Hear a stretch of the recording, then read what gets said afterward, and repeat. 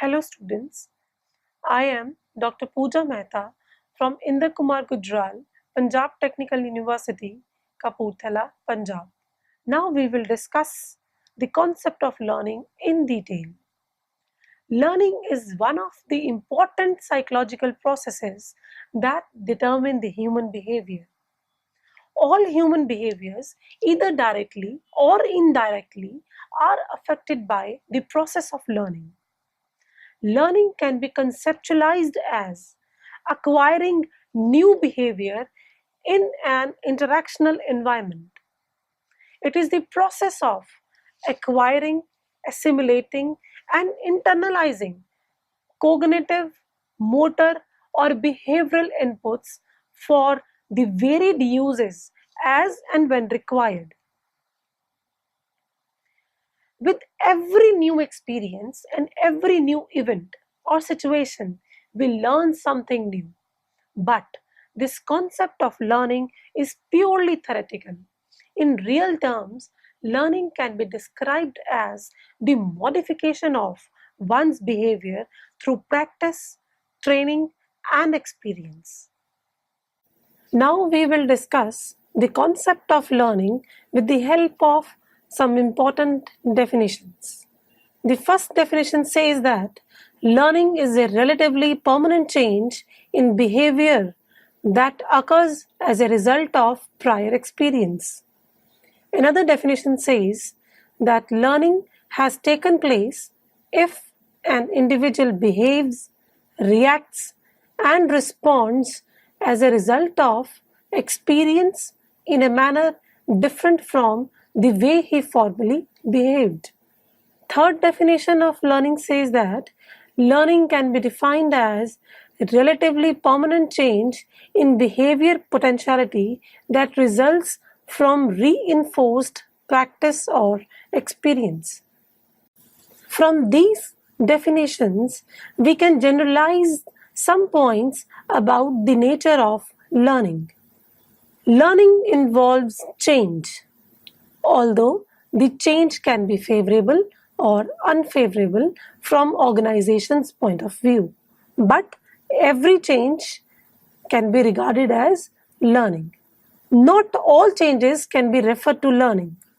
Learning is relatively permanent change in the behavior of an individual. Any temporary change cannot be regarded as learning. Learning should be reflected in the individual's behavior. Any change in the beliefs, attitudes, or perception of an individual which is not accompanied by the appropriate behavior is not learning. Change should occur as the result of some experience, practice, or training, which also means that any biological change in the human behavior due to some disease or physical damage is not learning. Practice or experience must be reinforced for the learning to take place. If the desired behavior is not reinforced, it will not be repeated and eventually disappear, and hence learning will not take place. Therefore, we can say that in order to learning to take place, the behavior must be reinforced. Now we will discuss theories of learning. Different approaches to learning in the form of theories or models have been established by various psychologists to explain the phenomena of learning in detail. These theories can be classified into three categories. First category is stimulus response theories, second category is cognitive theories, and third category is social learning theories. Stimulus response theories. The important stimulus response theories are classical conditioning theory, operant conditioning theory, and Thorndike's law of effect. Dear students, now we will discuss classical conditioning theory of learning. Classical conditioning is defined as association of one event with another desired event resulting in a particular behavior. The most popular experiment on the classical conditioning was conducted by a famous Russian psychologist, Ivan Pavlov. Pavlov conducted an experiment on dogs and tried to establish a stimulus response connection amongst them. In his experiment on dogs, Pavlov made an attempt to relate salivation of dogs with ringing of bell. The amount of saliva secretions were measured with the help of a surgical procedure. In the first stage of experiment, Pavlov presented a piece of meat in front of the dog. The dog secreted increased amount of saliva in response to the meat. This response was unconditional response. Then he withheld the presentation of meat and rang a bell in front of the dog at the same time when meat was presented to him. The dog did not exhibit any salivation, or we can say that there was no response. In the next stage of the experiment, he started ringing the bell at the same time when meat was presented to him. By doing so, he linked meat with the ringing of bell. Thus, an association between two stimuli, bell and meat, was established. He continued with this process for some time. After some time, he found that ringing of bell alone elicited the saliva of dog even without presentation of meat. Hence, the bell became conditioned stimulus, resulting into conditioned on learned response. We can also see so many examples of classical conditioning in the organizational setting. For example, in an organization, departmental heads used to ask the executives and other staff members to update their files and other records whenever some senior official of top management was about to visit the department for the purpose of auditing the documents and necessary records. This practice was continued for many years. Eventually, the employees would turn on their best behaviors and look prim whenever they were asked to update their files and records, even when this was not paired with the visit of senior officer. This was because the employees of that department learned to associate updating of files with the visit of senior officer for audit. Despite of receiving the wide appreciation theoretically, the theory of classical conditioning was criticized by many psychologists on the ground that it represents only a little part of total human learning. Particularly, Skinner realized that classical conditioning explains only reflexive behaviors. In reality, the behavior of people in the organizations is voluntary rather than being reflexive. This voluntary behavior is not a response of specific stimulus. Such behaviors are more complex. The complex behavior can be understood by the operant conditioning theory of learning. Operant conditioning theory of learning. Theory of operant conditioning argues that behavior is the function of its consequences. This theory was given by a famous psychologist, B.F. Skinner. B.F. Skinner, who practiced the theory of operant conditioning, advocated that individuals have the tendency to emit the behaviors which are not rewarded, and individuals do not emit the behaviors which are rewarded. In simple words, it can be said that behavior is likely to be repeated when the consequences are favorable and is not likely to be repeated when the consequences are not favorable. Therefore, the theory states that the essence of operant conditioning is the relationship between behavior and its consequences. The word operant explains that relationship between behavior and consequences is a learning process which is developed over a period of time in which a person changes his behavior based on his favorable or unfavorable past experiences. Based on the operant conditioning theory, we can say that management can identify this relationship and control the behavior of employees. Certain consequences can be increased and certain consequences can be decreased to increase the occurrence of the desired behavior. We can see various examples of operant conditioning in the organizations. For example, a boss assures his subordinate that he would be compensated for his overtime in the next appraisal period, but he fails to fulfill his assurance during the next evaluation.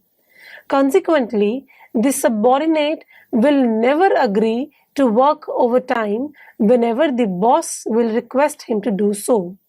This has happened because the earlier behavior was not accompanied by the favorable consequences. Hence, we can conclude that rewarding consequences increase the response and aversive consequences decrease the response.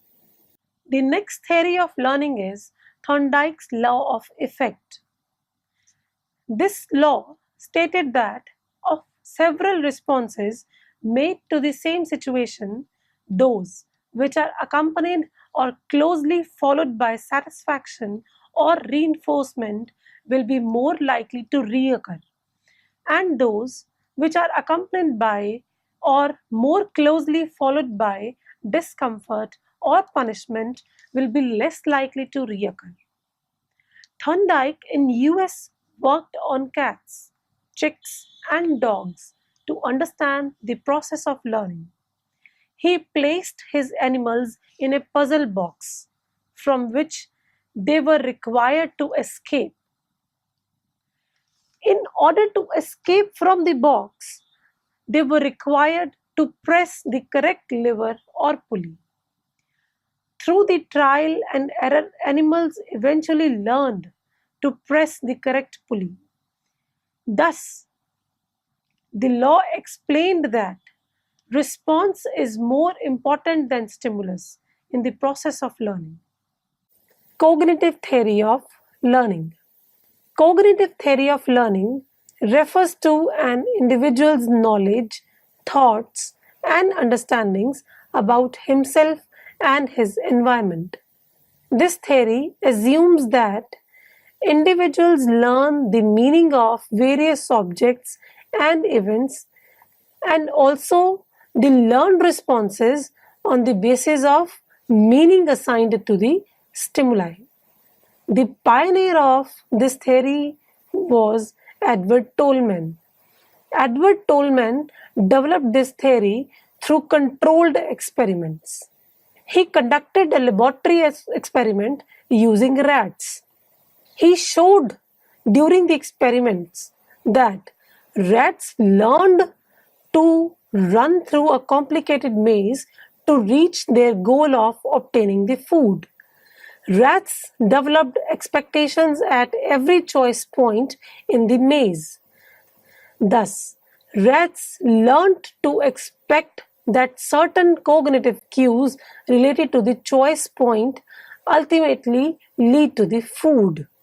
Finally, when the relationship between cues and expectancy was strengthened, learning took place because cues led to expected goals. Cognitive theory is different from stimulus response theories. Stimulus response theories assume that learning is the function of stimulus response relationship and ignored the role of individual himself in the process of learning.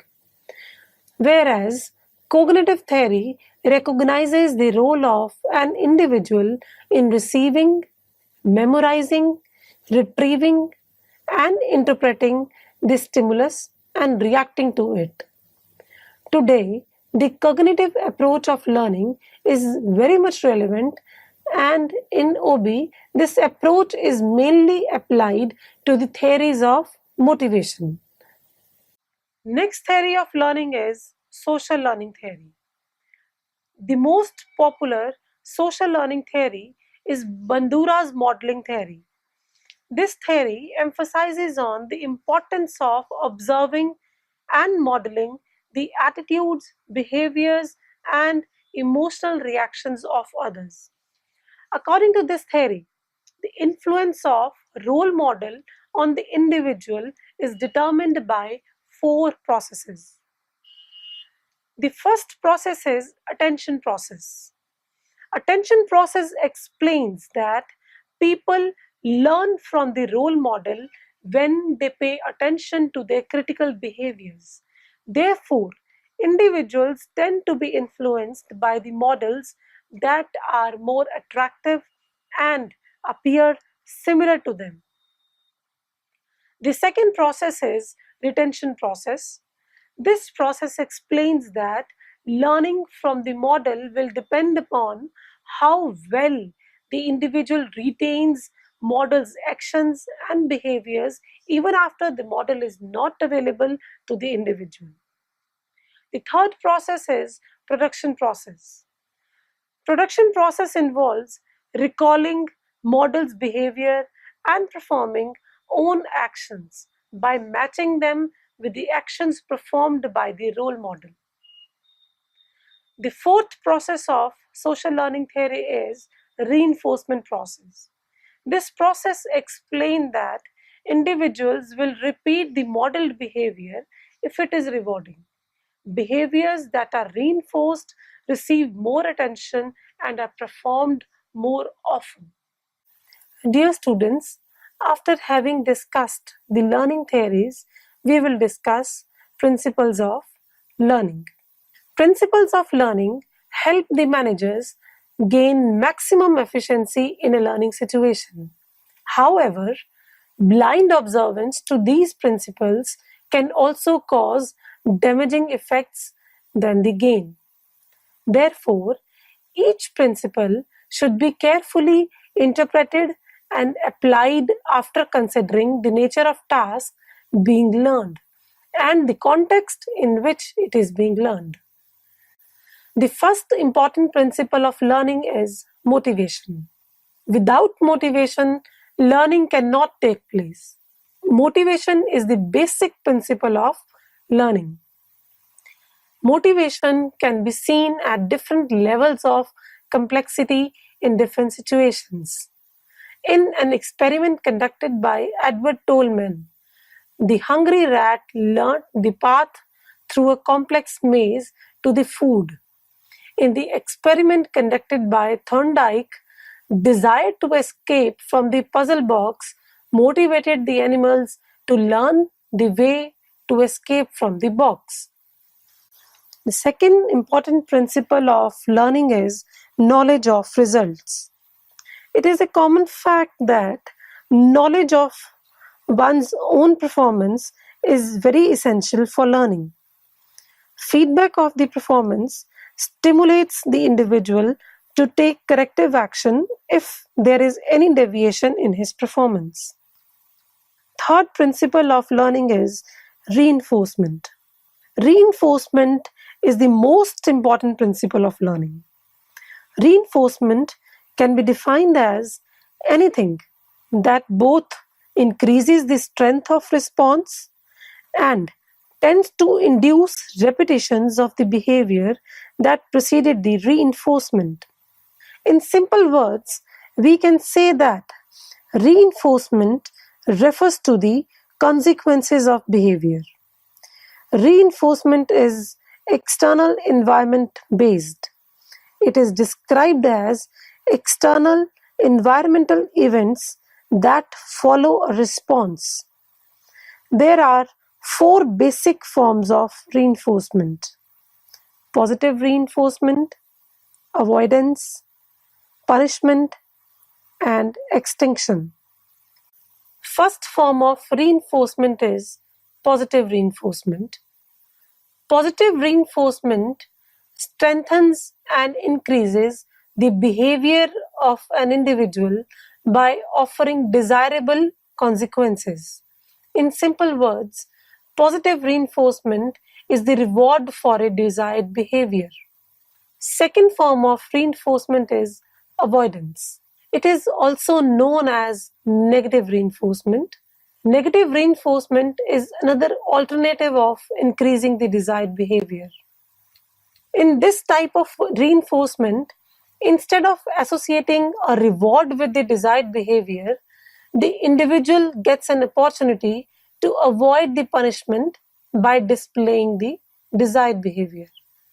For example, a manager usually criticizes his subordinates for not achieving their targets. The employees will try hard to achieve their targets in order to avoid the criticism. Third form of reinforcement is extinction, where positive reinforcement and negative reinforcement are the methods to increase the occurrence of desired behavior.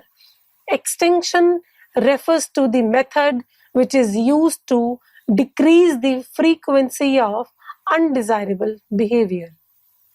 When the rewards are withdrawn from the behaviors which were earlier associated with the rewards, frequency of such behaviors will tend to decrease or eventually extinct.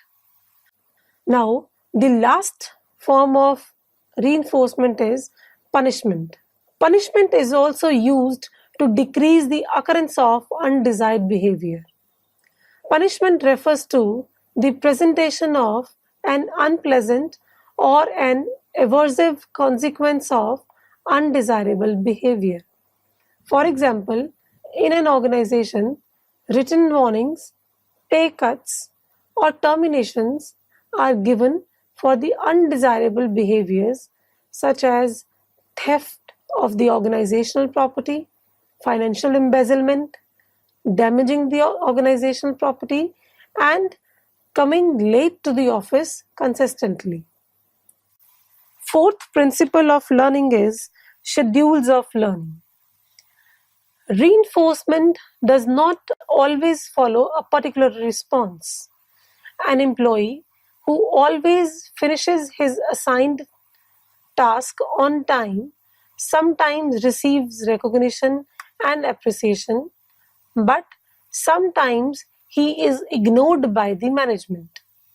Schedules of reinforcement refer to the pattern or timing of administering the reinforcers for the desired behavior.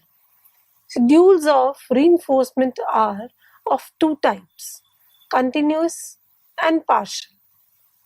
Firstly, we will discuss continuous schedule.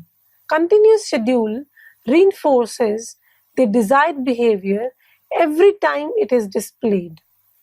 The reinforcement is immediate. Second type of schedule is partial schedule. In partial or intermittent schedule, the behavior is not reinforced every time it is displayed, but reinforcement is often enough to make the behavior worth repeating. Partial reinforcement can also be classified into four categories based on the timing and pattern of reinforcement. The first type of partial reinforcement is fixed interval reinforcement. This is the type when reinforcement is given to the employee at fixed time intervals. Second reinforcement is variable interval schedule. In this type, reinforcement is given at variable times. In other words, we can say that in such type, reinforcement is given at random times so that nobody can predict the timing of the reinforcement. Third type of partial reinforcement is called fixed ratio schedule. In this method, reward is given after the fixed number of desired responses is displayed by the employee. Fourth type of partial reinforcement is variable ratio schedule. In this method, rewards are offered after variable amount of desired responses.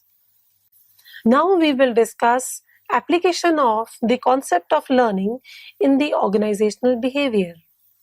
As we have discussed earlier, learning is regarded as the fundamental variable influencing human behavior. Learning affects almost all aspects of organizational behavior. An understanding of the concept of learning helps the managers to increase the occurrence of desirable behavior and decrease the occurrence of undesirable behaviors.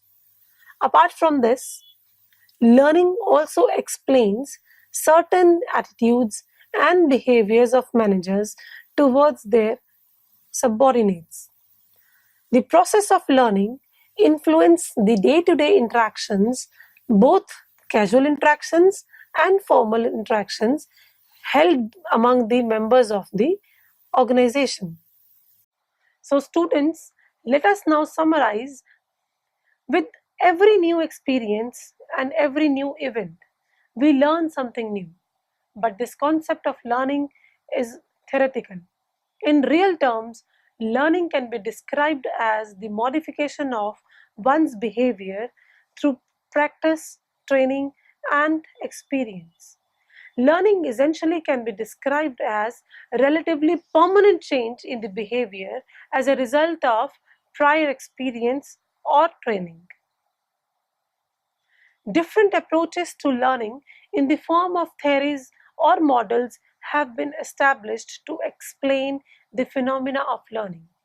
These theories can be classified as stimulus response theories, cognitive theories, and social learning theories. Among stimulus response theories, three most popular theories, classical conditioning theory, operant conditioning theory, and Thorndike's law of effect, have been discussed in this module. Thank you.